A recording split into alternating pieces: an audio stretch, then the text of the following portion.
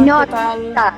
¿Cómo estás? Qué gusto. Recién acabo de poder enchufar todo y poder escucharte bien.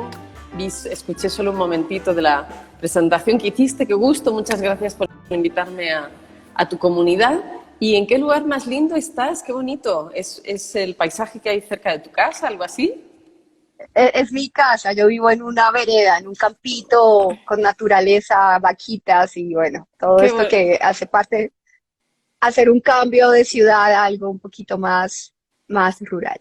Qué bueno. Y también es Ay, bueno para la visión natural. Yo también tengo aquí un paisaje bonito para ver. Importante tener ok, cosas lindas para ver y luz natural. Claro que sí. totalmente. Primero, pues te agradezco este espacio, esta hora de tu tiempo para todo esto que nos vas a enseñar, nos vas a explicar y a ponernos en contexto un poco, porque fíjate lo que estaba hablando al comienzo, Ainhoa, Ujú. que nosotros siempre estamos en el optómetra, en el oftalmólogo, entonces si tenemos un diagnóstico establecido, entonces hay gafas, hay lentes, hay cirugías y de pronto hay otro tipo de situaciones que podrían estar situaciones conflictivas emocionales que podrían estar afectando en sí esta visión. Y To- entonces, te parece bien si empezamos a hablar de ciertos diagnósticos para que las personas se pongan en contexto qué es el diagnóstico y luego sí vamos a la parte de terapéutica emocional, ¿vale? Entonces, yo pienso que, no sé, ¿te parece si hablamos un poquito de miopía? ¿Qué es la miopía? Ok, bien. Primero quisiera mencionar que lo que vamos a estar hablando ahora no me lo he sacado yo de una chistera, de un sombrero mágico, como un mago que saca un conejo, sino que es es el fruto de investigaciones científicas que se han hecho desde los años 58, 1958. Hay investigación sobre la mejoría natural de la visión desde el año 1920 con las teorías del doctor William Bates, un oftalmólogo pionero de la visión natural, que fue el que tuvo la genial idea de poder explicar y comprender los síntomas, los errores refractivos de la visión en términos de tensiones musculares alrededor del ojo. Si tomamos una pelota como un modelo de lo que es el globo ocular, que es maleable y que es flexible, vamos a poder ilustrar, por ejemplo, la miopía y otros síntomas que vas a mencionar en términos de las tensiones musculares. Pero para hablar luego también del trabajo emocional, que es lo que me parece que más nos interesa aquí hoy. Espera que te perdí el sonido. Ahora sí. Sí, ¿me viste? Tenemos que hablar de un investigador posterior que es el doctor Charles Kelly, doctor en psicología, que hizo una investigación sistemática de cuáles son las tensiones emocionales, las tensiones en la conciencia que hay atrás de cada síntoma de la vista. Y él escribió su tesis doctoral sobre este tema en colaboración entre la Universidad de Columbia en Estados Unidos y la New School of Social Research, y su tesis doctoral ganó el premio a la mejor tesis doctoral del año y fue publicada, bueno, en el New York Times, en la revista Time, fue publicada en diversas revistas de optometría y de psicología. O sea que lo que vamos a hablar ahora tiene un fundamento científico, una parte que tiene más de 100 años y otra parte que ya está publicada y reconocida desde el año 1958. O sea, esto no es información de ayer, ni que yo me la haya inventado, es Ujú, muy sólidamente fundamentado. ujú. Y en la Universidad de Toulouse, donde yo soy profesora investigadora en el Departamento de Sociología, hemos hecho más investigación también sobre las causas psicosociales del deterioro de la visión. Y hemos encontrado correlaciones Ok. muy firmes entre periodos en los que las personas están viviendo situaciones estresantes y los síntomas específicos que aparecen. Entonces, ya está verificado desde varios ángulos. Ahora vamos, ya dicho esto, vamos a los síntomas que querías. Entonces, la miopía. Un ojo con miopía es un ojo demasiado largo, ¿no? La oftalmología y la optometría convencional consideran que una vez que es demasiado largo, pues no podemos hacer nada más que ponerle un lente delante. El problema cuando el ojo es demasiado largo es que los impulsos luminosos que rebotan en los objetos y van hacia el ojo, al ser el ojo demasiado largo, se quedan por el camino y no llegan a la retina, que es como la pantalla Ujú. proyectora donde luego esos impulsos se convierten en impulsos nerviosos y luego el cerebro lo interpreta. Entonces, la genialidad del doctor William Bates fue darse cuenta de que hay unos músculos alrededor de los ojos que lo que sucede es que el ojo es demasiado largo porque los músculos oblicuos que rodean el ojo lo están aprisionando y entonces el globo ocular se hace más largo. Si hay un exceso de tensión en estos músculos, pues la solución es relajamos la tensión y el ojo vuelve a ser redondo, ¿no? Y entonces ya otra vez la refracción llega a la retina y ya no hacen falta las gafas. Bien, la genialidad del otro doctor, Charles Kelly, fue darse cuenta de cuáles correlaciones emocionales detrás de cada grupo específico de músculos. Esto es una teoría que tampoco inventó Charles Kelly, la propuso o la descubrió Wilhelm Reich, que es un psicoanalista heterodoxo, discípulo de Freud, pero que luego se fue a ver cuáles eran las consecuencias corporales de las tensiones emocionales. Y se dio cuenta que cada vez que tenemos una emoción sin digerir, una emoción sobre una situación que se nos ha quedado atascada, atorada, que no acabamos de resolver, esa tensión se queda incrustada en el cuerpo como una tensión muscular. Entonces, incluso Wilhelm Reich habló de la teoría de las corazas corporales. Cuando una persona tiene mucha tensión del mismo tipo durante muchos años, acaba generando una estructura de tensiones musculares en el cuerpo que hace que tenga un aspecto físico diferente, según si pues, tiene mucho enojo, o mucha tristeza, o mucha alegría, o mucho miedo, ¿no? O mucho asco, o mucho lo sea. Entonces, la idea de Charles Kelly fue, bueno, William Bates dice que los problemas de visión son debidos a tensiones en los músculos de los ojos. Ahora recién solo hablamos de la miopía con los músculos oblicuos. Y Wilhelm Reich dice que cuando tenemos emociones sin digerir, esas emociones se incrustan en grupos de músculos, se quedan ahí atascadas y están reflejando el carácter emocional, ¿no? Y se preguntó, bueno, pues, ¿y si los músculos de los ojos también almacenan tensiones específicas? Y cuando tenemos tal o cual síntoma, nos está hablando de alguna emoción diferente.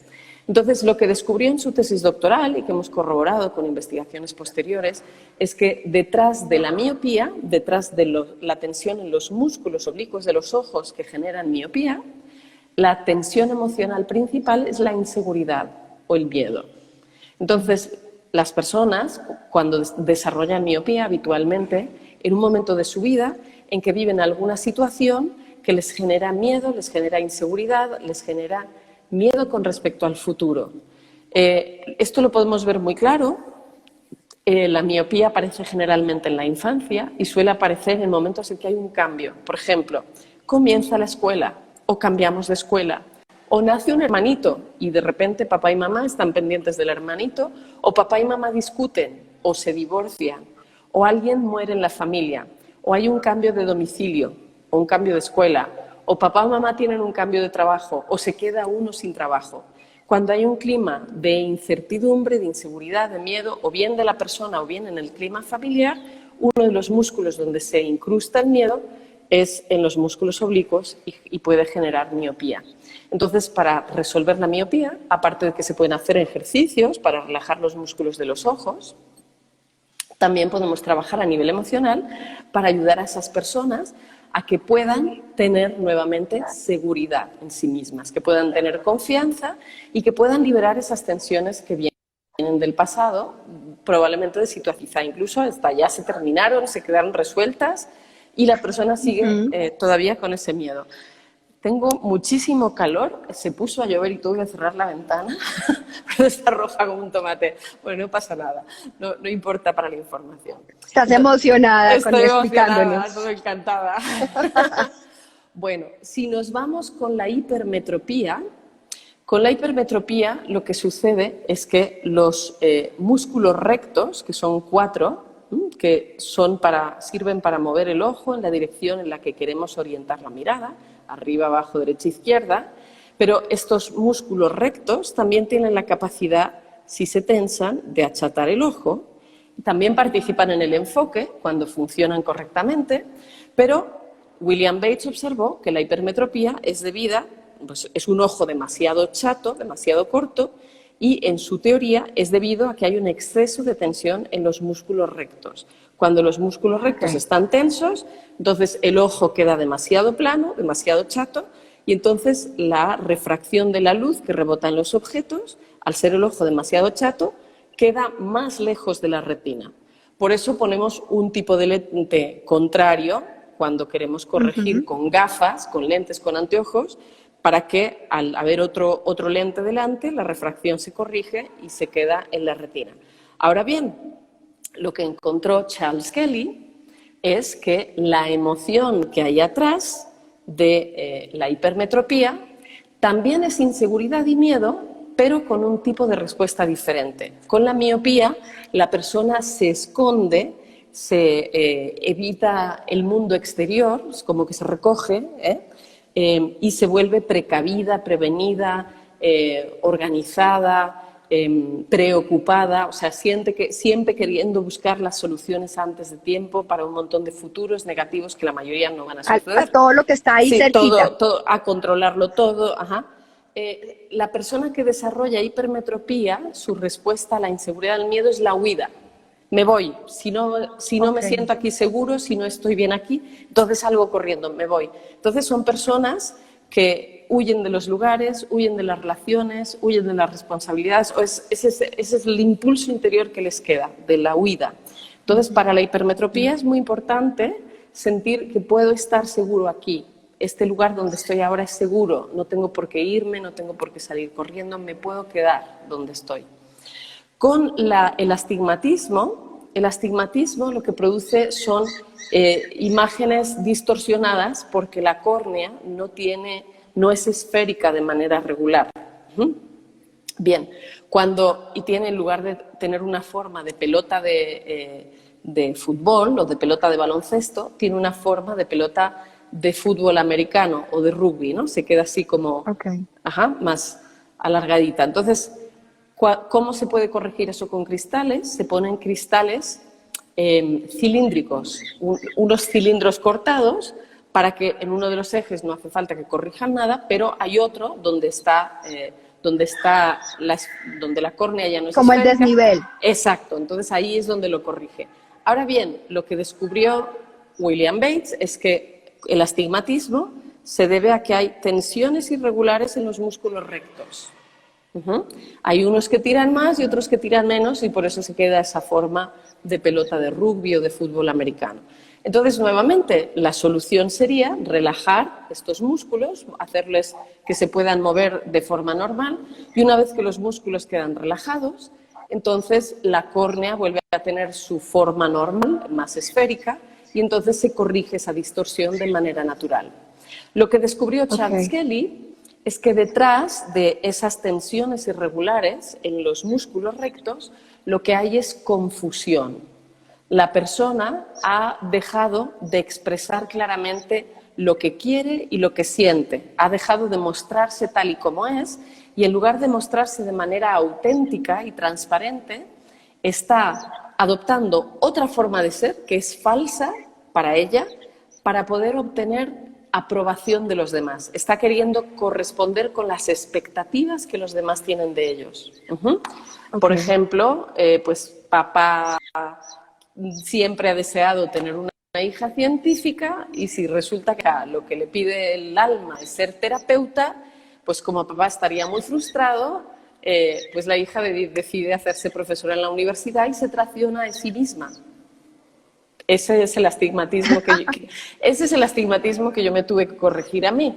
Entonces, bueno, sigo siendo profesora en la universidad, pero ahora hago sociología clínica y me dedico, pues, desde mi ámbito universitario a ser terapeuta, a ofrecer herramientas que realmente tienen un impacto positivo en la calidad de vida, el bienestar, la salud de las personas. Entonces, hiciste una combinación de lo de papá, pero lo que tú querías finalmente lo terminaste cumpliendo. Eso, ya mi alma está contenta, ya mi alma está feliz. Entonces, las personas que hayan desarrollado astigmatismo se tienen que preguntar a sí mismas en qué momento de sus vidas se traicionaron para complacer a otro o para buscar la aprobación o para ser aceptado o ser querido o ser admirado, en qué momento se olvidaron de sí mismos y se dejaron de ver a sí mismos. Y a veces requiere valentía el volver a conectar con la verdad interior y a veces requiere hacer algunos cambios. A veces hay que cambiar de trabajo o hay que cambiar, no sé, de ciudad o de pareja. Pues sí, pero es importante poder estar en armonía con la propia alma y con el propio corazón y entonces el astigmatismo se va por donde llegó. Jaime, una pregunta. Luego Una pregunta antes. Perdón. Sí, sí. Discúlpame, cuando la dioptría empieza a aumentar, o sea, digamos que empezaste tanto de Sí. miopía, pero sigue aumentando, ¿es porque el conflicto, se siguen sumando otros conflictos o porque son sumatoria de Sí, nuevos o ese que se quedó ahí no se ha solucionado? el que las dioptrías aumenten pueden ser por dos cosas. Uno, las propias gafas, conforme uno lleva gafas, los ojos se acostumbran y se van volviendo cada vez más dependientes de las gafas. Aparte, si un ojo que ya tiene tensión le pones una gafa delante, para poder ver bien a través de esa gafa, el ojo tiene que mantener la tensión. Entonces, lo que era una Ok, tensión puntual se acaba convirtiendo en una contractura. ¿Sí? ok, Por otra parte, en la gafa, como son los cristales tienen una forma así, ¿sí? Entonces, no ujú. puedes ver enfocado por toda la gafa. Con lo cual, Mueves la cabeza. los propios cristales de la gafa impiden los movimientos de los ojos, lo cual hace que la Ujú. contractura sea todavía mayor, porque el ojo pierde movilidad. La mirada se va Total. volviendo más rígida, más rígida, más rígida. Entonces, las propias gafas pueden ser un factor de aumento de las dioptrías en los ojos, de que la tensión se vaya haciendo cada vez mayor. Porque cuando mueves el ojo, entonces es cuando se puede relajar. O miras de lejos, miras de cerca, arriba, abajo, o sea, mueves la cabeza, pero Ujú. también mueves los ojos. Si el ojo está aprisionado por la gafa, hay menos movilidad, hay más tensión. Esa es una. Aparte, efectivamente, si las tensiones no se resuelven, las tensiones emocionales, o si hay una acumulación de tensión, eso hace que las dioptrías se vayan volviendo progresivas y vayan a más. También podemos entender de una manera emocional. Supongamos un niño que lo está pasando mal porque cambiaron al profesor y de repente el profesor en la escuela es muy estricto y siempre lo está vigilando y lo está riñendo y castigando. Entonces, el niño, las reacciones, no quiero ver esto, prefiero no ver lo que está haciendo ese ojo, es no quiero ver a este profesor que me parece amenazador. Claro, el profesor que siempre le tiene el ojo echado se da cuenta de que el niño no ve, lo pone en la primera fila y entonces ahora está en plena cara del profesor, lo tiene más cerca y como el niño sigue Peor. sin ver, el niño sigue sin ver, le ponen unas gafas y ahora tiene que ver claro a ese profesor que tiene encima que no quiere ver. Entonces el ojo hace todavía una reacción adaptativa más fuerte. Entonces, a Perfecto. veces la propia búsqueda de la solución, al no haber entendido la raíz, puede acelerar la progresión del síntoma. Si ese Ujú. niño, esa niña, le creamos un contexto en el que pueda expresar sus emociones, por qué tiene inseguridad, por qué tiene miedo con ese profesor, se puede ir a hablar con el profesor o se puede cambiar al niño de escuela o se le pueden dar otras herramientas al niño y el niño vuelve a sentir seguridad, pues entonces ni va a desarrollar el síntoma o le va a regresar la vista a ser normal más rápidamente y no creamos una situación en la que cada vez hay más estrés, hay más tensión y Ujú. entonces los ojos se van volviendo cada vez más miopes. Así que De estarían acuerdo. las dos posibilidades, los dos caminos. Perfecto. Vámonos con el estrabismo, porque fíjate que esto es algo que puede desarrollarse en la primera infancia, pero es muy pequeño, ¿no? Los niños que tienen estrabismo, tú los puedes ver desde prácticamente antes de los 2 añitos, ya puedes Sí. estar viendo este síntoma. ¿Qué refleja? ¿Qué emoción refleja el estrabismo? Bien, el estrabismo, como tú bien sabes, puede ser convergente cuando los dos ojos miran más hacia adentro o uno de los dos mira hacia Ujú, adentro y divergente, hay un ojo como que se va. Ajá. ujú. Emocionalmente hay un matiz entre los dos. En ambos casos hay una percepción de conflicto entre papá y mamá. Papá y mamá no se comunican, no se hablan, no colaboran, no están juntos en la percepción de la criatura. Es posible que los padres estén encantados, pero en su forma de hablar o de comunicarse o de expresarlo, el niño interprete o la niña que no hay una armonía entre papá y mamá. Cuando el estrabismo es convergente, la creencia del niño, que puede ser inconsciente, es que él tiene la culpa de que papá y mamá no se hablen, no se quieran, no se entiendan, no colaboren. Y cuando el estrabismo es divergente, es un poco diferente. Lo que sucede para el niño es que siente que si conecta con papá, si está vinculado con papá, entonces tiene que renunciar a vincularse con mamá. Y si está vinculado con mamá, entonces tiene que renunciar a vincularse con papá, porque ambos chocan o no se entienden. Entonces, Ok. el trabajo emocional es transformar esa percepción en la criatura. Si es convergente, pues que entienda que lo que sea que suceda entre papá y mamá nunca es la culpa de una criatura. ¿No? Ellos se Perfecto. sienten... Ajá. Y si Y, es y el divergente, ojo va a depender hacia dónde, o sea, por ejemplo, con el hemisferio, ¿cuál es? Si el niño es claro, zurdo, el derecho va hacia eso cada es. uno de sus padres. Eso Ok, es. Si la persona es diestra, entonces su ojo derecho, su ojo yang, es el de vinculación con lo masculino y el ojo izquierdo es el ojo yin de vinculación con lo femenino. Si la persona es zurda, es lo contrario. El ojo izquierdo es el ojo yang de vinculación con lo masculino y el derecho el ojo yin vinculación con lo femenino. Entonces así lo podemos ok. entender más hilado. O sea, Entonces, para entenderlo, digamos, si es un niño diestro y es sí. divergente, el ojo es hacia la izquierda, o sea, es Ujú. hacia mamá, definitivamente. Si el que El está conflicto es con desviado mamá.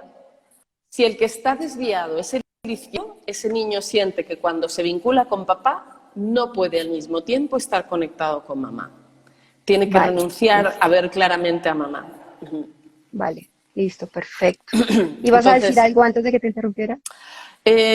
pues la verdad ya no lo recuerdo, pero creo de hecho que era precisar en la dirección de lo que estamos comentando ahora, así que está estupendo. Entonces Dale, hablamos ya del estrabismo. Ajá. Cuando hay estrabismo.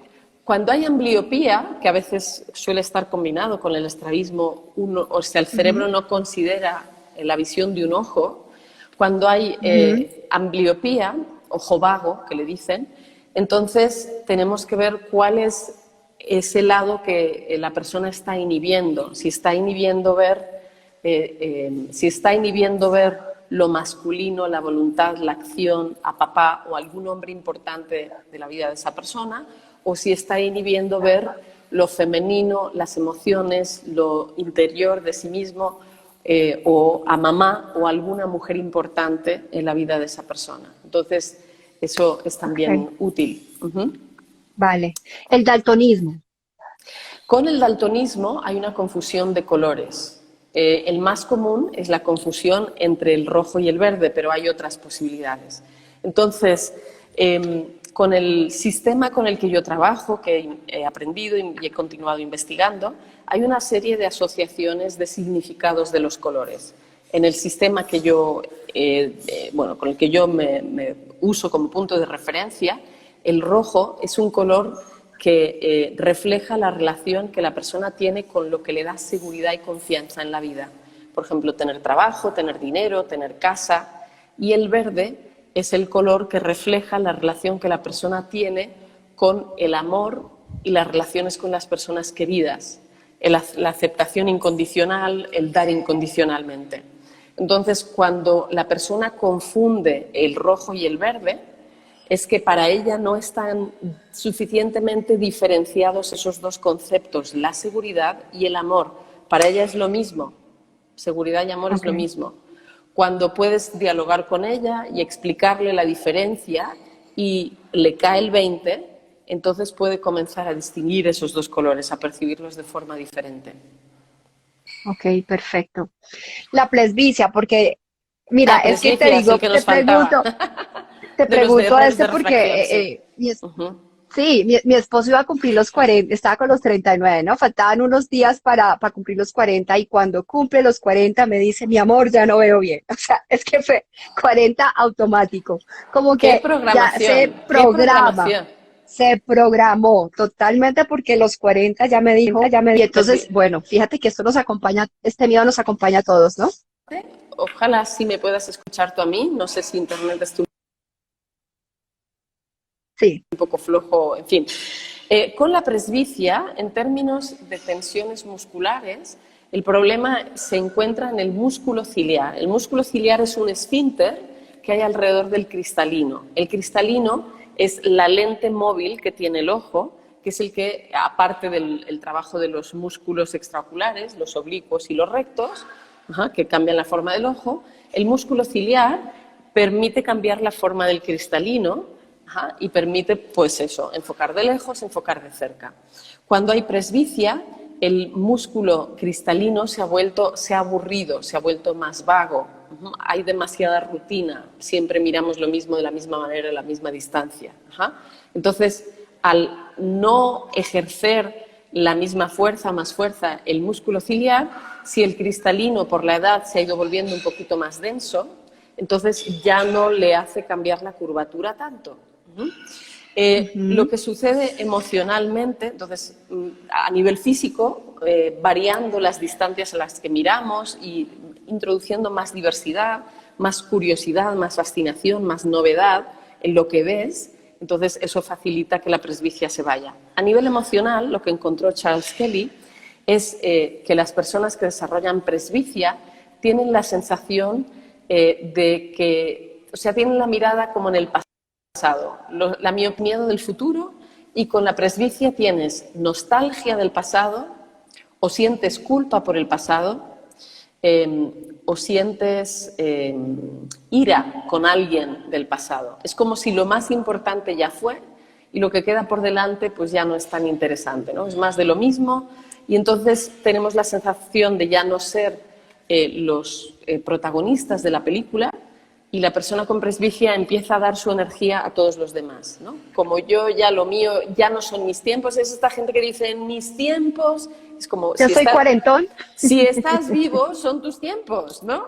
O sea, ¿no? Ya soy cuarentón. Entonces, empiezan a dar su energía a los otros que consideran más importantes que sí mismos. A los hijos, a los padres, a los hermanos, a los vecinos, a los niños de África. Entonces dejan de ponerse en el centro de la propia vida. Para dejar la presbicia atrás hay que volverse a convertir en la estrella de la película. Ocurre socialmente, que te vuelves cuarentón, como dices, y ya no te ves tan sexy, o ya no te prestan dinero en el banco para comprar una casa, o ya te casaste, o ya no te casaste, o ya tuviste hijos, o ya no los tuviste, o ya no te ves igual en el espejo. Es el síndrome del ya no, ya no. Entonces hay que empezar a ver qué es lo que ya sí. Y bueno, pues sí, ya vivimos una serie de cosas en la vida, ya las cumplimos. Entonces ahora, ¿qué es lo que sí podemos hacer? Que quizás estuvimos esperando, tuvimos que posponer porque había otras cosas, y volver a fascinarnos y alegrarnos, interesarnos y darnos tiempo a nosotros. Con la presbicia es importante el egoísmo positivo. Primero yo. Perfecto. Después yo. A continuación yo. Y si queda algo, para mí. Este es el egoísmo positivo. Es un correctivo porque personas con presbicia han estado demasiado volcados a los demás y ahora tienen que redirigir, tienen que darse el tiempo de dirigir la atención y la energía hacia sí. Y esto es aún más importante con las mujeres, que desarrollan más pronto y más frecuentemente la presbicia. Y ahí, bueno, pues las mujeres nos han enseñado a ser las cuidadoras de todos los demás, entonces, bueno, pues ahora tenemos que cuidarnos con nosotros, a nosotras. Perfecto. Nos han preguntado mucho de la degeneración macular. Sí, con la degeneración macular, bien, bueno, tiene varias causas, también es una de las que se asocia con la edad. Emocionalmente también se han encontrado correlaciones, y con la degeneración macular lo que sucede es que visualmente se pierde la calidad de visión, el centro de la mirada, es la mácula la que se estropea. Entonces, emocionalmente, metafóricamente, la persona ha perdido el centro de interés en su vida. ¿Te he perdido o me escuchaste? Ahí te escucho. Hola. Sí, yo te escucho. Sí, con la degeneración macular la persona perdió su centro de interés principal en la vida. Por ejemplo, trabajaba y dejó de trabajar, o pues lo más importante era su relación de pareja y de repente la pareja decide que prefiere divorciarse, o lo que más le gustaría, lo que más le apetecía era ser abuela y ver a los nietos y los nietos viven en otro lugar y no los puede ver. Entonces, es como la persona ha perdido el centro de interés en su vida. Entonces, aparte de lo que podemos hacer para mejorar de degeneración macular con el trabajo específico, con ejercicios con el sol, con la puesta de sol, la luz roja de la puesta de sol es muy buena para la retina, para la mácula. Hay investigaciones científicas excelentes que muestran cómo la puesta de sol y también Kale es muy bueno para la degeneración macular, pero por el lado emocional lo importante es volver a encontrar una motivación central en la vida, volver a tener curiosidad por lo que pues, tienes para ver. Ajá. Ok, perfecto. Hay una también muy importante y es, te voy a contar un caso que yo tuve de una paciente y te llamará la atención y me podrás de pronto ayudar en este caso.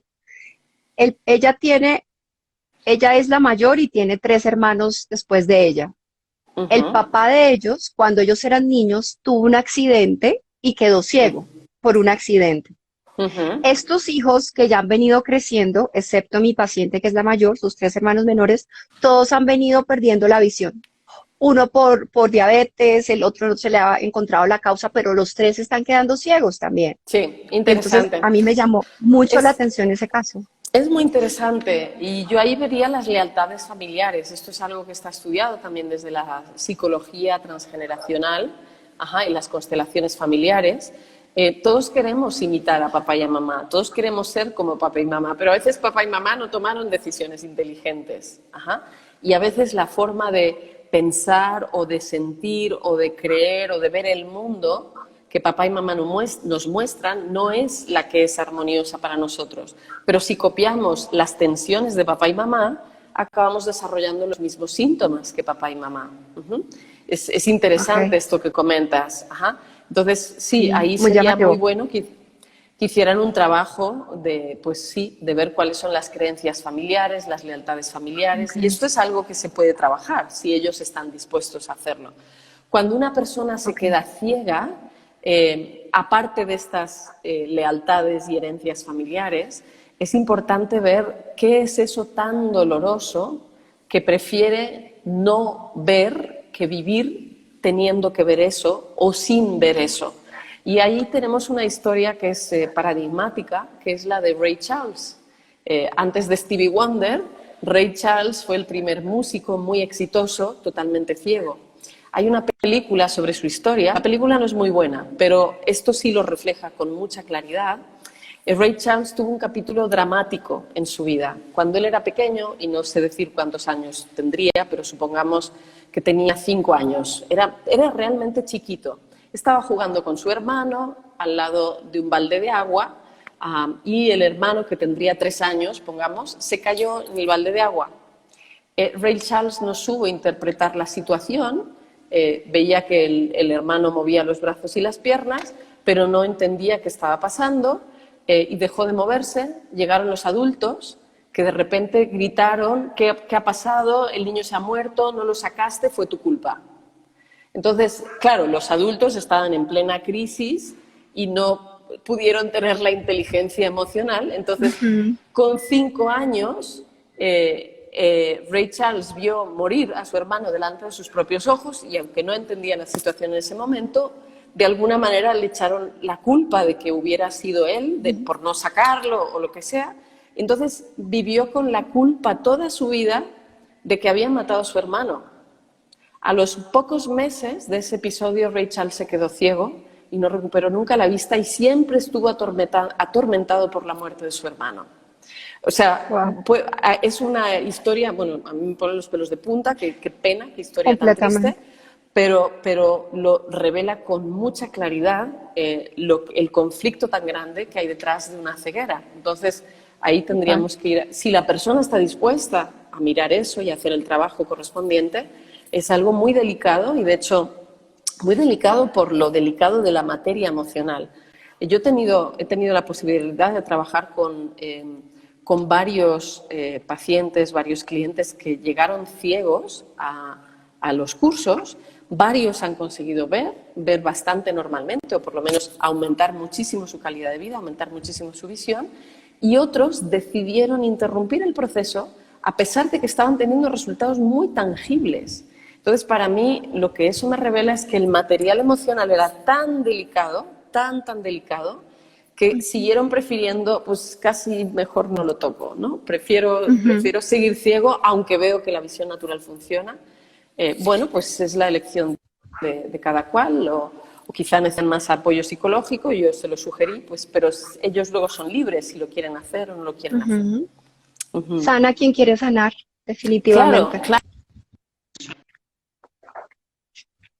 Es su elección y lo desea, ¿no? La conjuntivitis. Dale. La conjuntivitis. ¿Qué relación tiene? Ahora, bien, la conjuntivitis, cada vez que hay un itis en el organismo, suele ser algo que sea, pues te molestó y en ese momento te enojas y no lo expresas, y uno de los lugares donde puedes mostrarse esa irritación, pues es en los ojos. Ok. Ivonne, ya hablamos de la presbicia. Si quieres, después cuando esté grabadito el Instagram lo vuelves a ver, que ya hablamos de ese tema. El chalacio, o sea, digamos acá también lo hablamos como orzuelo, cuando son estas lesiones Sí, que son de la... sí, el chalacio, orzuelo, suele ser porque se ha quedado, se ha obstruido algunas de las glándulas que hay entre las pestañas, las glándulas de Zeiss, Ujú, las glándulas de meibomio, que ujú, producen, que segregan la parte lípida de la composición de la lágrima. Segregan la grasita que forma parte de la lágrima. La lágrima está compuesta por agua. Mayor parte es agua, pero hay una parte de grasa que está por fuera para que no se evapore tan rápido con el sol y que podamos tener el ojo húmedo, y cerca de la conjuntiva hay también una capa de mucina, que hablando en plata es moco, o sea, ¿vale? Para que la lágrima, sí, pues para que la lágrima se quede pegada a la caiga. conjuntiva, pegada al ojo. Está muy bien pensada la composición de la lágrima para que no se caiga. Entonces, cuando se atascan las glándulas de meibomio y se queda atascada la grasa, ahí es cuando aparece el orzuelo, el chalación. Y bueno, si aplicamos calor y masajeamos, facilitamos que esa grasita salga con más facilidad. Ujú. En términos emocionales, cada vez que hay alguna bola que se forma en el cuerpo, es algo reprimido y no expresado. En este caso, esa grasita es una parte de la composición de la lágrima. Posiblemente la persona no expresó en algún momento una tristeza. Quizá la situación requería conservar, ¿no? Mostrarse de una forma más segura o menos vulnerable, por lo que sea, mantener la cara, mantener la calma, Ujú. pero la persona estaba llorando por dentro y como no pudo llorar por fuera, pues eso es una de Ujú. las formas en que se muestra.